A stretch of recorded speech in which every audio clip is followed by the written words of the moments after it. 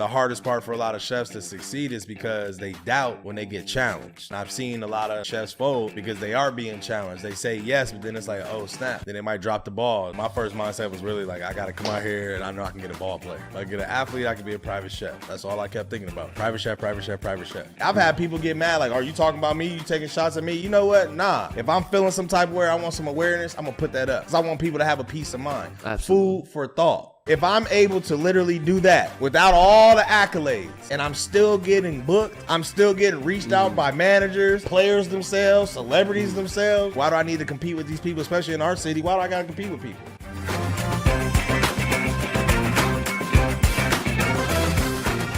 Yo, welcome back to the Heatin' Up podcast, the hottest podcast in the game. Thank you guys so much for tuning in to another episode. Make sure to hit that like button, subscribe button, follow, rate, all that good stuff. But again, thank you for tuning in to another episode. Mara was supposed to be on this episode, but unfortunately we had some tech issues and I had to send him home. But I'm not alone because our guest today is the man who started in the corporate world, took a chance on his dreams, and now has built himself up to be the hottest private chef in the business. He's cooked for some top athletes and celebrities such as Odell Beckham Jr., Waka Flocka Flame, Saquon Barkley, Destroying, and the list goes on. He's changing the game and is only getting bigger and better. We got Damon Ruff, also known as Chef Dame Cooks. What up, what up, what up, what Dame. up? How you doing? Good, man. It's good to have you on. I appreciate you having me, man. Of course, bro. It's always funny because I was telling my sister before we had you on, but again, like, we met 3 years ago. Facts. Before this podcast was a thing, before any of this was a thing. And Facts. I remember I was working at CVS. You just walked in and we talked a little bit. I heard about I heard about what you do, and I was like, man, this guy probably has some great stories. Yeah.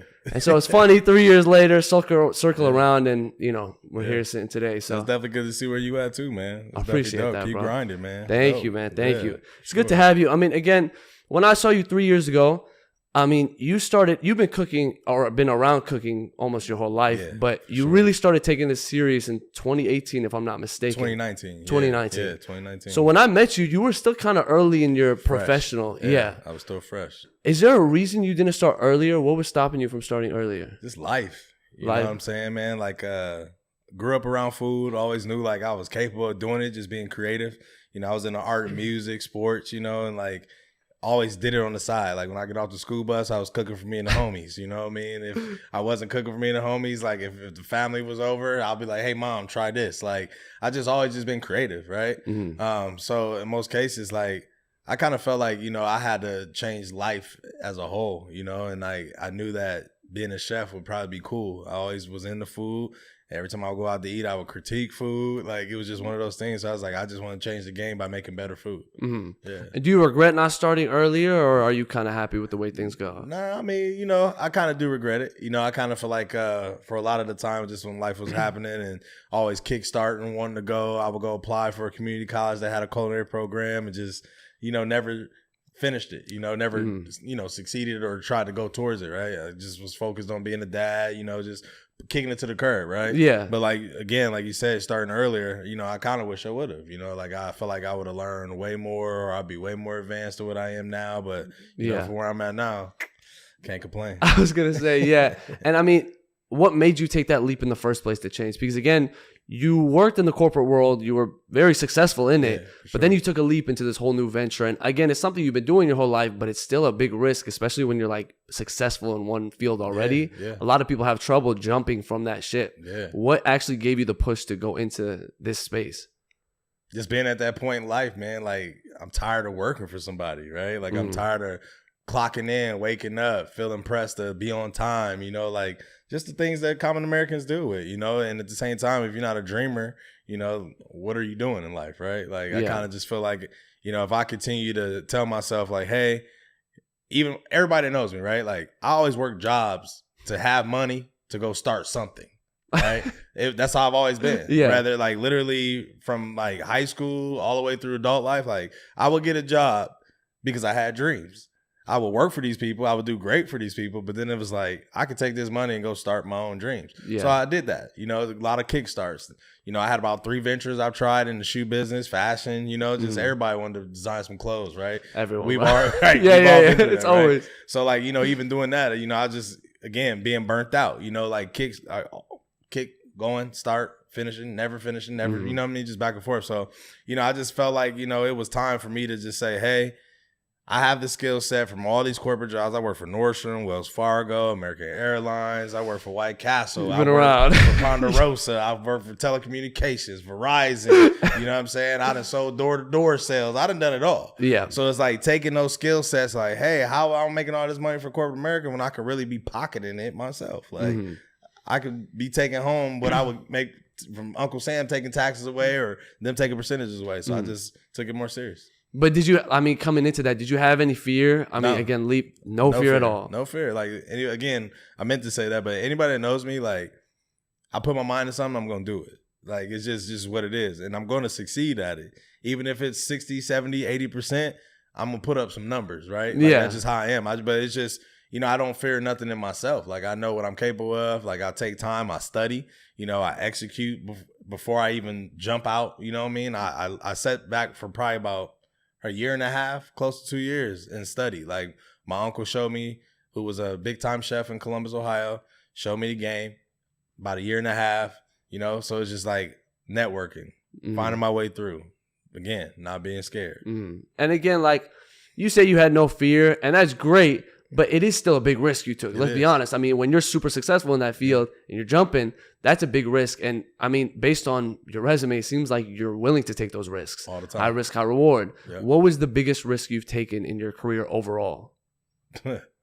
I'll probably, again, say taking money from corporate jobs and going after these ventures, you know, because never having the proper planning, not having a business loan, not having workers, not having, an HR, not having an accountant, not having, all those different intangibles. It's just money and a dream, right? So always took a risk from the 3 ventures that I was just talking about that I opened. Like, I just wish I could have executed those better rather than going so fast, and they didn't succeed based off the fact of poor proper planning, right? Yeah. And again, you've been doing it for 4 years now. Did you see yourself being at the position you are today? No, not at all. Where did you kind of envision it when you started this? Because again, you had that dream. So what is like the end goal when you started that dream, and compared to where you are now, how far along are you? When I started the dream, when I again was learning from my uncle and I was ready to come back out here, I came back up to Phoenix in June 2020.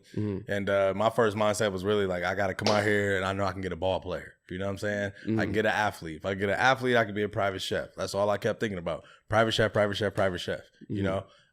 at that point, within maybe 3 weeks or to a month of me being back here, I ended up getting an NBA player. So from right. But that's not easy. Like, it wasn't. And it was through networking. You know what I'm saying? It was through knowing the right people and put me in that position. You know what I'm saying? And, once I landed something like that, it was kind of like, whoa, right? Like, dang, I actually did it. So what's next, right? And then it was getting in the habit of being there daily, taking care of the demands, taking care of the visitors, NBA players, ball players, all of them. They always got people around kicking it, right? So end up having to feed so many people. So, for me, it was just like I knew what I was capable of as a person, as a king that I am, right? Knew what I was capable of, right? At the same time, when that happened and then start getting attention from, making an Instagram, posting consistently, breakfast, lunch, and dinner, I tell people all the time, I got to feed 3 meals. So it's like, I continued to do that. So I guess you would say the end goal, of where I'm at today, didn't expect to be where I'm at, but I also kept pushing through. When I was down in one department, like I run 2 to 3 departments the entire time, from private chefing, catering, meal preps / consulting and collaborations, right? That's been my bread and butter since I've started, right? So it's like when one wasn't working, I was doing the other. If that one wasn't working and that other main subject came back, I was back into that. But I never stopped in between creating content, still cooking on a daily basis. I always talk smack on my Instagram 24/6, wrist active, because I always keep going. You know what I'm saying? Yeah. So, for me to be where I'm at now, like I'm still not satisfied. Like there's more that I want to do. Of course, yeah. And then, you're talking about these big 3 weeks in, you get an NBA player. Was the vision always to go for these high clientele athletes, celebrities? Yeah, at first it was. Yeah, at first it was. And so now that you just said like 5 different things, catering and this and that, that can't be easy to do. Like that's a lot of different stuff. It's not just, you're not just a private chef. No. You do the cooking, you do this and the catering. Yeah. How hard, when did that model even start? Like, was that from the jump? You're like, I'm just going to jump in all the ships? I did. I did. But like I said, from studying, right? Yeah. Like I studied chefs on the gram, you know what I'm saying? Was on Facebook, on the internet, constantly just looking at catering businesses. Like when I would just get hit with opportunities, it was like everything was from scratch. You know what I'm saying? Yeah. Like it was probably good 9 out of 10 times I didn't even know what I was doing. But like my mind told me like, go to Party City.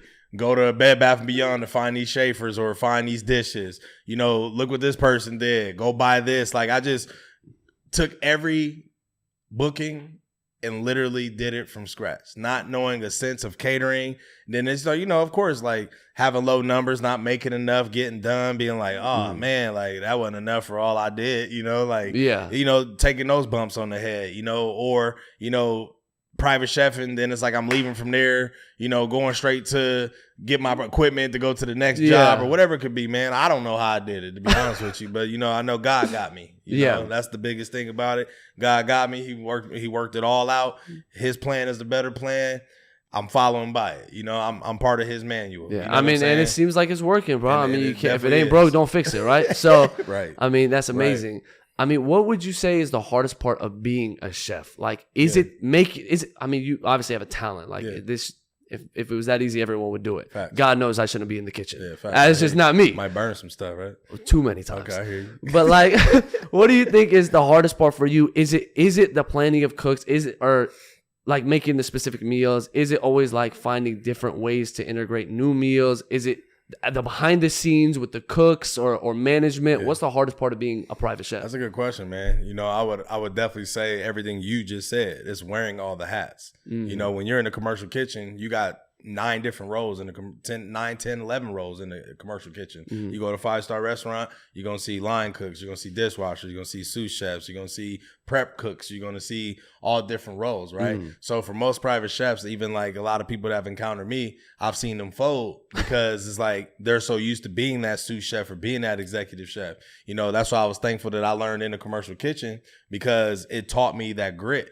It taught me how to be all hats. So as I get into this and I get challenged, I'm like, I can do that. I give myself 30 minutes to do that. It's time management too. So it's like once you learn that, everything just comes to it, you know. But like you say, the hardest part for a lot of chefs to succeed is because they doubt when they get challenged. You know what I'm saying? I've seen a lot of, again, chefs fold because they are being challenged. They say yes, but then it's like, oh, snap. Then they might drop the balls, might burn something. The recipe might not be good. Display might not end up turning out the right way. You know what I'm saying? But there's so many intangibles. So it's like, I don't want anybody to think that this is easy, because every day I wake up, you know, my hands hurt. You know what I'm saying? My feet hurt now. My back hurts. You know, after 4 years going 320 days pretty much, going hard, you know, 365. I ain't got about, you know, few days, right? Yeah. So all those days is just, again, like sitting back.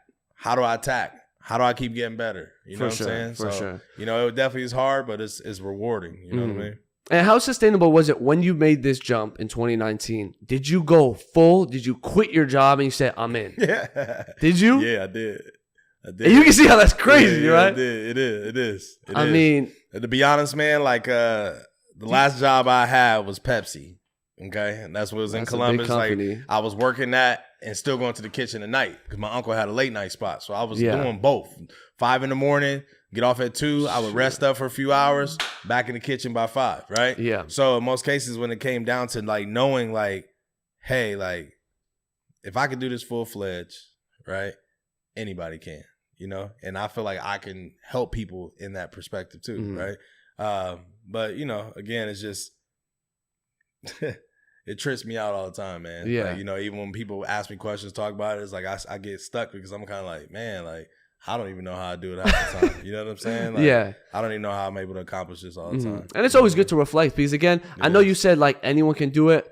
I don't know how true that is, man. It's like, saturated now. Everybody's trying. And everyone's doing everything, right? And it's like, you're going to have, but it's a balance of the universe, right? People got to succeed to fail, vice versa. Sure. So, you know, it's amazing to see what you've actually built in such a short amount of time. And I mean, God knows how a lot of people are shocked, you know, but like you say, it's just staying at it. You know what I'm saying? Just like for what you're doing, you just got to stay at it. You got to stay innovative. You got to find ways to, you know, increase. And, you know, again, like most people always say, like if you go up, you never come down, right? Yeah. That could be true, right? But there's still a lot of work in between to make sure you stay up there. And based on that message, for the people sitting at home who are maybe thinking like you and want to take that leap but aren't.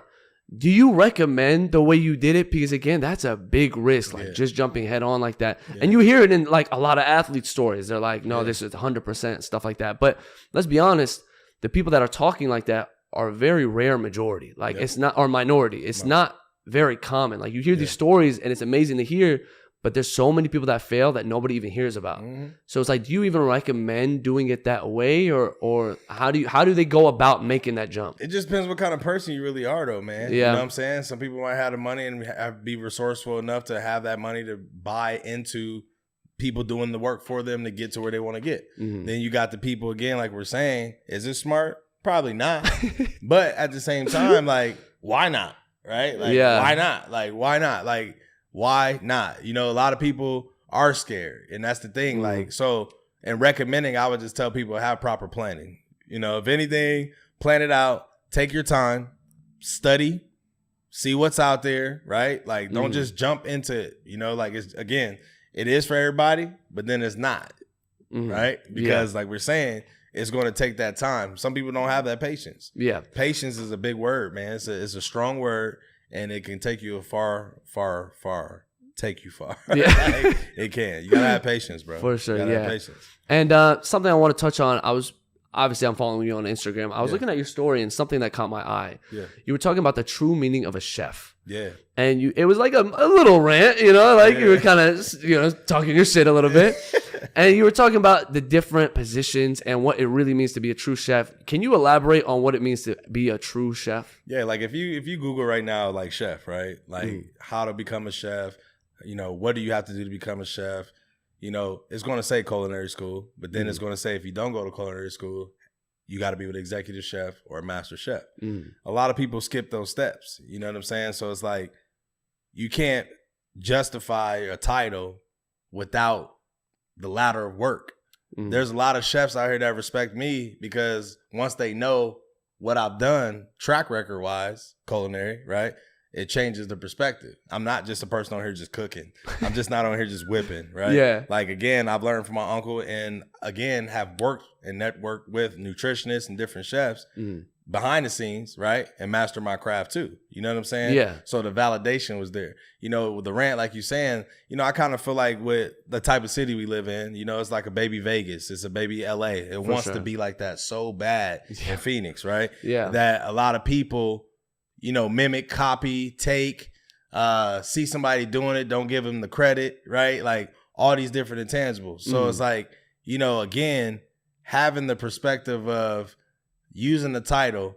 If you're a line cook and you ain't never stepped on the line, how? If you're a dishwasher, you call yourself a line cook, how? If you're a dishwasher, call yourself a chef, how? If you're a sous chef, did you work to get to be a chef? Chef is just the one word. There's other words that go in front of it, right? I just call myself the people chef, you know? And it's funny you bring that up. I wanted to get into your slogans a little bit. You brand yourself as the people chef more than a chef. Yeah. What does that mean to you and how did that kind of come about? It came about because, like, I tell people all the time, no matter in the high places that I am, from where I'm from, like, I grew up with a single mom, you know, small family. You know, like, I'm never going to forget my roots, right? So it's like when I say that term, that title, the people chef, is I am for the people. I am here to help any kind of person. It don't matter if it's a 6-year-old birthday party, if it's a retirement, if it's a baby shower, if it's a graduation, if it could be a 2-year-old birthday party. I will come in there with Barney decorations, like whatever it is. So it's like I'm for the people when I say that. Yeah. More than the chef is, don't dumb me down to just a chef. Don't put a title on me that's all I can do. Track record is me. Resume is me. I'm a father, right? I'm a different person. I wear different hats. So more than the chef is literally saying that. It's just like, hey, like I can do a lot. Don't underestimate me just because of a chef perspective. Like I know finances, you know, like I can build, I know construction, I can, you know what I mean? I know cell phones, like, you know what I'm saying? Whatever it could be, like, I just know how to do a lot of things. So more than the chef falls into play that. And then for cooking, like it is an art. Yeah. Like the people that do it, and there's so many different ways. Like there really is no one way of cooking. So many ways. So do you think it's possible to master being a chef? Is that a thing or no? It's impossible. Nah, it's unlimited. That's what's cool about it. Mm-hmm. Like, again, like we were saying, you can either get burnt out running and chasing, or you can stay motivated and look at it in that perspective. Like, dang, there's so many more things that I can do. Like right now, me, like I want to go to pastry school. Like I'm going to go to pastry school. I'm going to make time next year and I'm going to do that. Because why? I want to learn how to bake. Because I feel like if I add that as an arsenal, that's a whole new venture. It's a whole new venture, right? Then I can still branch off and still be able to do both and then conceive a business of 3 to 4 more things, right? So again, you know, it's about where you want to challenge yourself because there's so many other places you can do, so many things you can do.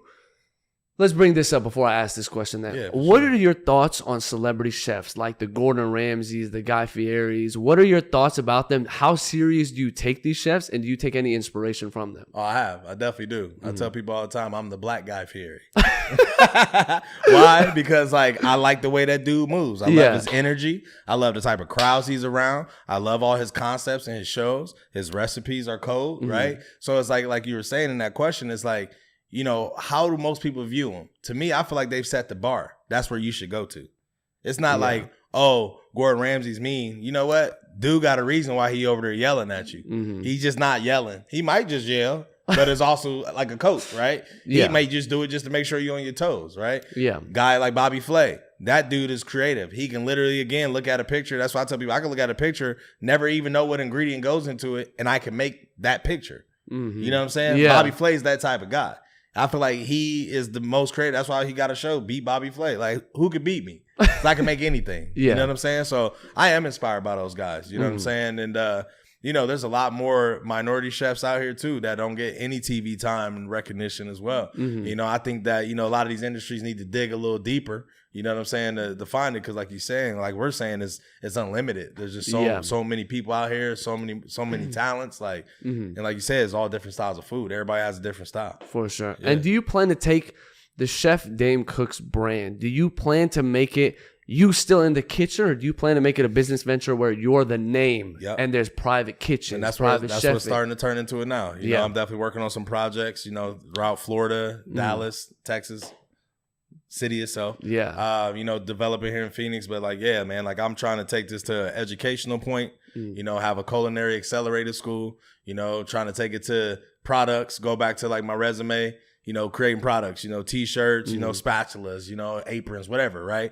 I just recently was featured in a chef uniforms magazine. It's a worldwide magazine. So I was featured in that, you know, dope, for the chef coats, because they liked the way I was doing my coats and et cetera. So, you know, but these are things that people are offering to me, you know, like I'm not coming out of pocket for these things. And that's why I say, again, the grit is paying off, because it's like the brand is a brand now. People trust me. There's a lot of chefs that I put into a lot of scenarios too, if I'm not available. Why? Because they trust my brand. You know what I'm saying? So it's it's up to most people. Like I try to open the door for a lot of people, but it's up to you. You know, like my brand is great. It's good.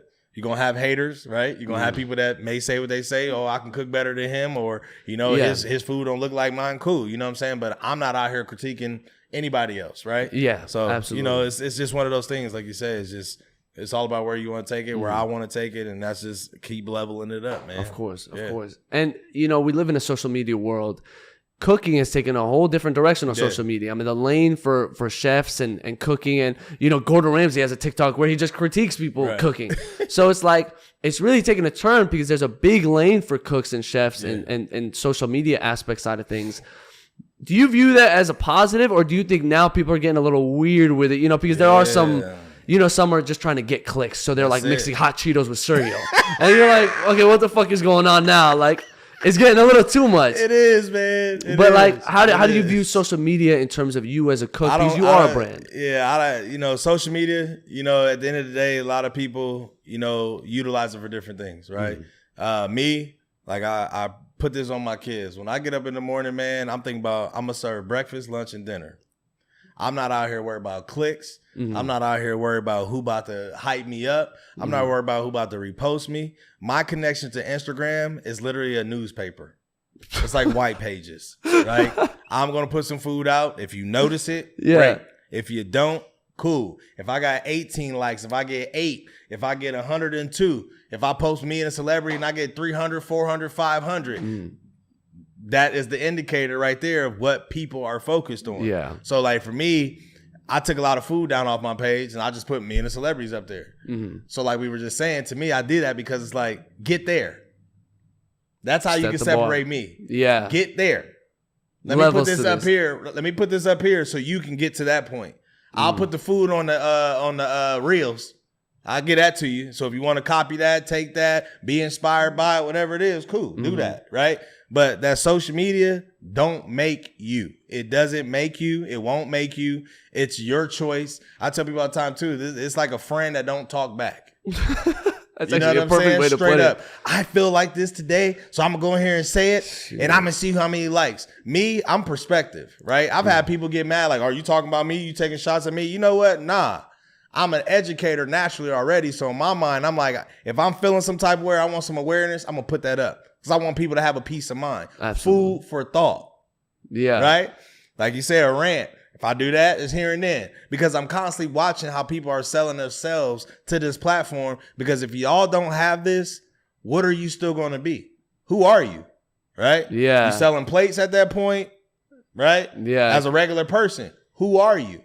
So I just think that with a lot of people chasing this Instagram and this TikToks and things like that, it's cool. People tell me all the time, well, I can help you, but then they want to charge me $5,000 a month to do it. I'm not locked in on it like that. You know what I'm saying? Like, if people notice me, they notice me. But I'm going to tell you this. All I've used is Instagram. Instagram has made 85% of my bread. People DM me. It's like I got a food museum page. That's how I look at my page. It's like it's a food museum. Yeah. If I'm able to literally do that, without all the accolades, and I'm still getting booked, I'm still getting reached out by managers, players themselves, celebrities themselves.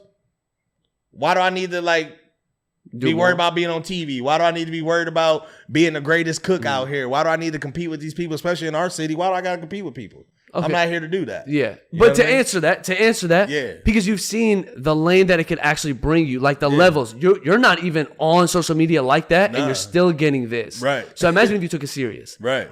And you can see the money in it, the fame in it. And I know that's not what you're in it for. That would be scary. Because if I locked in on it, I'm going to be honest. Yeah. I'm going to knock that out the park too. Yeah. But so what's stopping you? And I know because you're, at the end of the day, you just care about the food. Yeah. I mean, that's really what it is. I like to continue to show that I'm a people's chef. Yeah. I'm more than a chef, right? Yeah. And at the same time, like, all I care about is just cooking. Like, I have a passion. I don't care about the money. I don't care about a lot of things, you know? Like, it's good to make the money. You know, for sure. I know how to scale and make a living because I have a family to feed. But at the end of the day, it's like, I'm not going to make or break from it either way because I'm business savvy. A lot of people just know how to cook. So a lot of chefs struggle because all they know how to do is cook. They don't have the other necessities more than the chef. How are you structuring your business? How are you putting out your finances? Where are you investing in yourself with?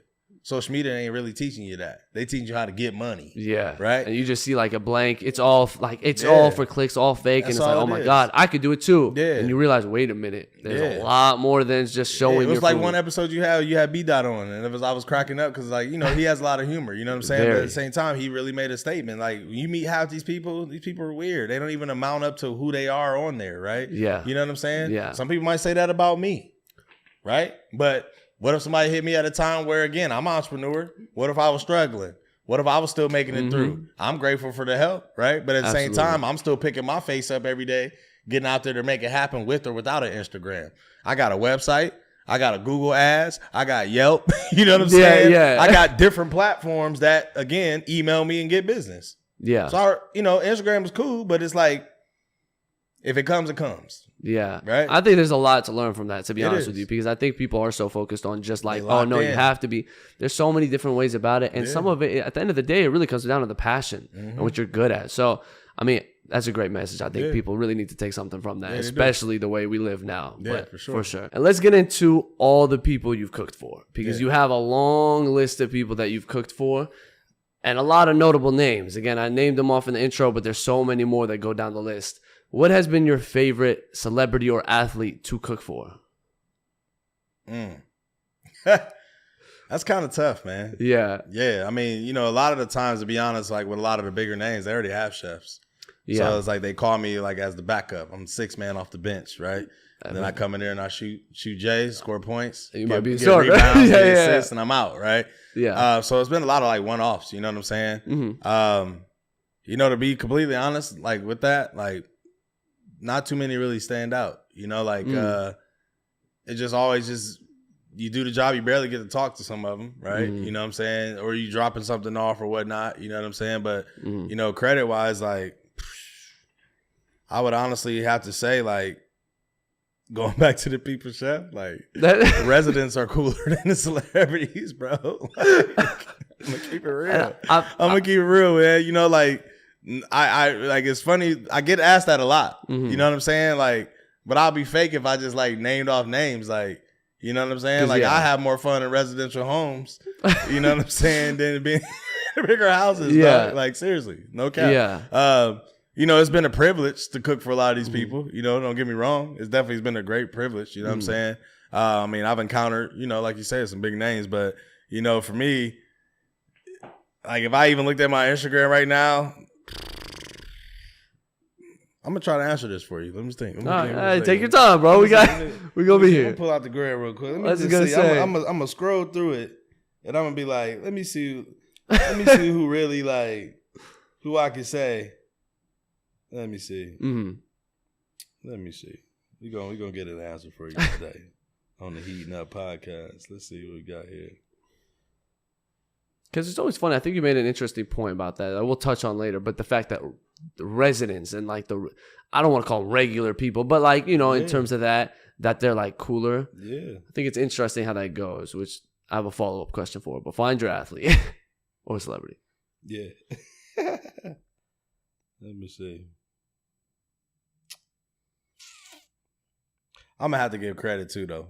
Okay. Destroying was super cool. Yeah. He's super humble, man. You know what I'm saying? Just crack jokes, regular person, you know, big name guy, right? He's everywhere, right? Huge. But I would honestly say I'm gonna put that as number one. You know what I'm saying? Real quick. He seems like such a genuine dude, just from his content too. Like you could kind of see. And as I look again, remind myself, I'm gonna say Shiggy. You know, I had Shiggy out in New York. Yeah. That was pretty dope. You know what I'm saying? He was super humble, love what I did. I had, you know, made a plan with my guy Juan out there.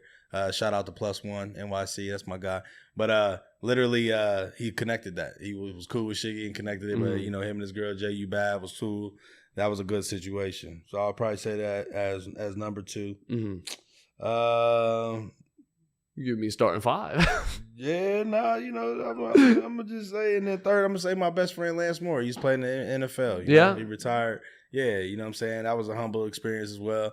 You know, he, you know, throughout our careers, right, we've been far apart, rekindled, and just like, he booked me because it was off of support, right? But then when he seen what I did, it was kind of like, dang, like, he really liked that, right? Something like that. So I'll probably say that. But like, you know, to answer that type of question, bro, to be honest, like residential people, like / just the regular humans, man, are the coolest people. Those are my real MVPs. Yeah.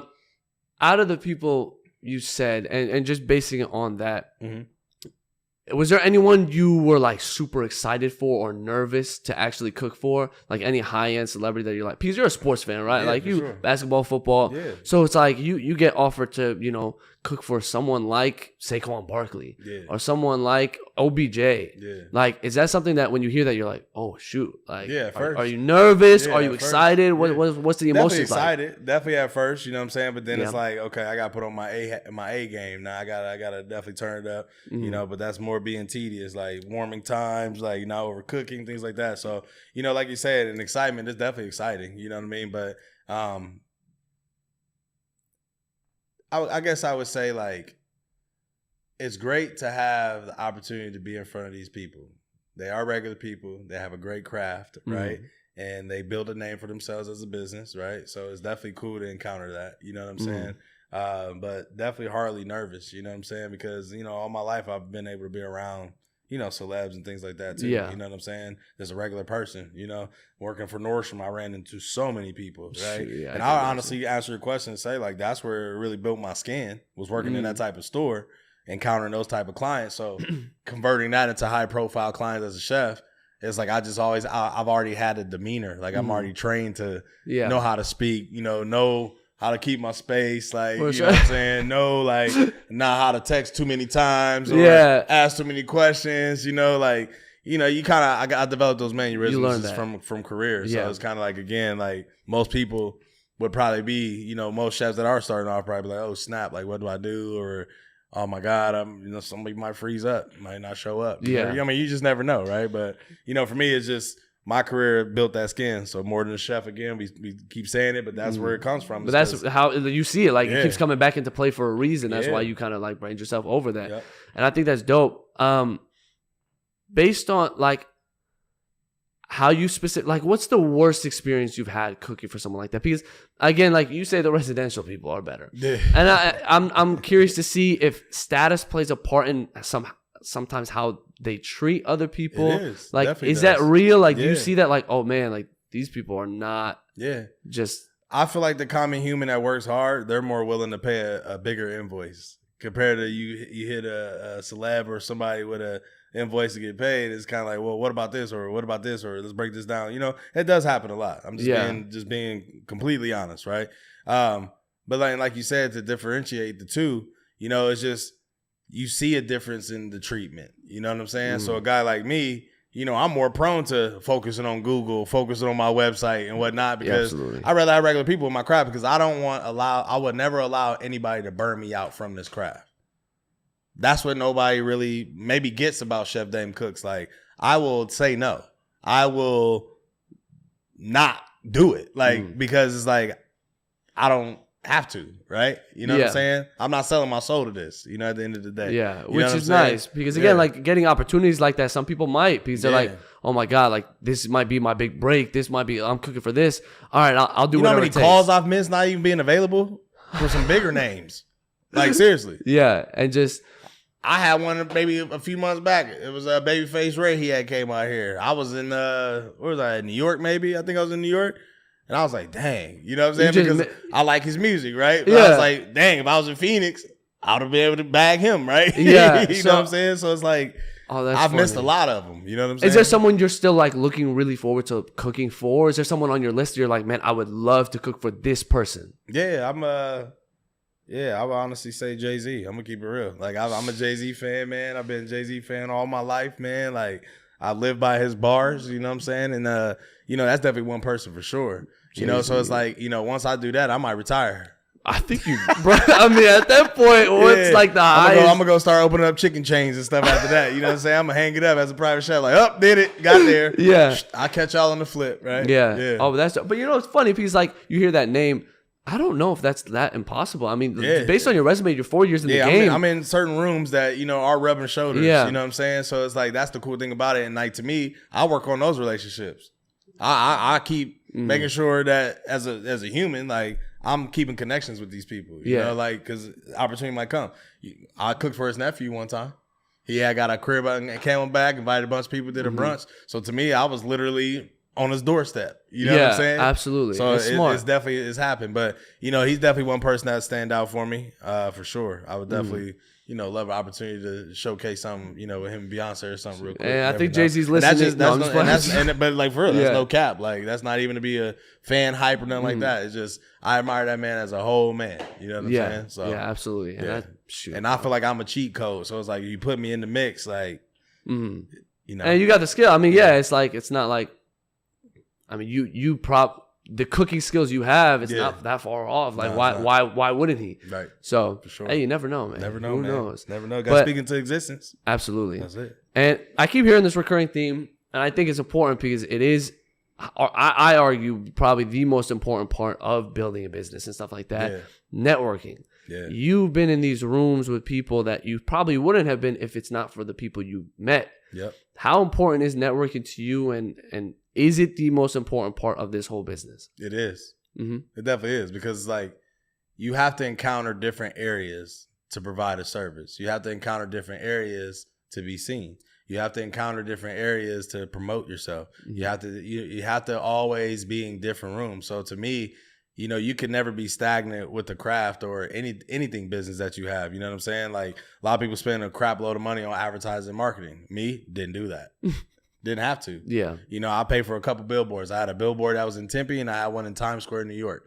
That was the only like money I invested in hardcore marketing, right? Well, everything else is what, like word of mouth? Word of mouth. Word of mouth. And that's huge. From a depth of, being in Phoenix, I've been here since 2001. You know what I'm saying? A lot of these new home G's out here, I'm going to call them new home G's. You know what I'm saying? Like, they think that they probably doing something or whatever. But a lot of people wonder when I got out here, when I got back here in 2020, they're like, how's he taking off? Because I know mad people. Yeah. There's a lot of cats that would call me an OG out here. There's a lot of OGs that I looked up to in my 18 to 26 days in Phoenix, clubbing or whatever, that they talking to me now like, dang, keep your foot on their neck. You know what I'm saying? Like, because they knew who I was before this. Mm-hmm. These people that are meeting me now, they're meeting me just off that name, like we're talking about, right? So it's like, for me, it's like I have been here long enough doing what I've been doing, networking, hardcore. So it's been easy in Phoenix every time I've tried to initiate a business. You know what I'm saying? Yeah. This time I would say this is my longest lasting business. You know what I'm saying? Like, I didn't expect it, but going on 5 years now is pretty dope. Again, like we saying, networking, continue to be in different rooms, continue to traveling, continue to say yes to certain things. I used to say yes to everything, you know what I'm saying? But again, it's very important. Me, I'm a strategist. I'm finding the people that's next to the people, or I'm finding the person that's, cutting their hair, or I'm finding, you know what I'm saying? Like, I like to talk to those people. You know what I'm saying? Absolutely, yeah. And to wrap it up a little bit, 5 years in the game, 4 years really, but 5, going on 5. The next 5 years, we talked about it a little bit in the early episode, but what is the goal? How do you want to finish this year out? And because it's funny, because again, you didn't see yourself being here at this point. So it's going to be funny because this is now documented, Yeah. Let's see, what do you expect from yourself in the next 5 years? Good question. Again, I definitely want to be like the Rich Paul of chefs. It's a pretty dope time. Clutch Sports, Chef Dame Cooks. I want to be like that. I feel like if I continue to network with these different chefs, there's a lot of chefs that are big on Instagram but have never been in the private chef sector, right? Or catering or whatnot. If I can continue to network with people like that, funnel them through my education and be able to set and change people's lives through putting them in rooms with people they never would think they would be. It's like Kelly Services almost, you lose a job, you can go there, you get paid every week, right? It's kind of like that. But like, I want the brand to get to that point. And then again, at that point, nonprofit thinking, walking people through the steps to how to really become a full culinary expert. You know what I'm saying? I'm not even going to put chef on that. Full culinary expert. That for sure. Hopefully, again, keep making, my way around big names, big parties, whatever it could be. And at the same time, like, hopefully my sons can take the torch. His hands starting to get, a little. Don't retire on me now, bro. You still got too many years left. But I'm just saying, like, in 5 years, I definitely am not going to be on the stove. I'm definitely going to be out here educating. I'm going to be out here, speaking if I can. Like, that's another, like, alter ego I have. I would love to be, like, a guest speaker, like a motivational speaker. At the same time, who knows? Like, I'm capable too. Might open my own church, become a pastor. You know what I'm saying? You never know. You know what I'm saying? Like, but at the end of the day, for the brand, hopefully I can get it to a value, be able to sell the brand even. You know what I'm saying? That's what people do. You get a brand to a great value, and then you have somebody buy it from you. Yeah. If I can start franchising, like you said at the beginning in the last episode, having kitchens or having facilities in different cities that I'm very popular in, that's going to definitely be my first goal. You know what I'm saying? And you're well on your way, bro. Yeah. Again, you built such an incredible business and name for yourself, and I'm excited to see where you go from here. Because to be honest with you, bro, you are so talented. And again, met 3 years ago. I'm happy we got to sit down and talk about it. Me too. I mean, it was great having you on, bro. That's really all I had for you. Yeah. So I really do appreciate you coming out, man. There's a lot to learn from this episode, man. So thank you so much. Hey, y'all make sure y'all keep following my man Heatin Up Podcast. You know what I'm saying? He doing his thing. You got to support young kings that's trying to make it happen in their life too. You know what I'm saying? So appreciate that, that's man. what it's about. Thank you so much, man. We're going to wrap it up. But again, go check out Chef Dame. All his links in the description below. And hey, man, if you guys are hungry, you know where to find that word. Got the work. And by the way, can I please get like a private meal or something sometime? Yeah, but anyway, we're going to do that. Offset. We're going to do that. But anyway, we hope you guys enjoyed. Please leave a like, comment, subscribe, and we will see you guys on next week's episode. We love y'all. The Heatin Up Podcast is out. Love y'all, man. Phoenix, thanks for the love. Keep showing me love. I'm here for you, the people's chef, more than the chef. Holla at me. Yes, sir. Peace. Peace.